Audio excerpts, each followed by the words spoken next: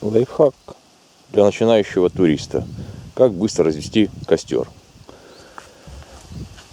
Берем кусочек ракетного топлива от АТ-300. АТ-400 тоже подходит. Закладываем под дрова и поджигаем.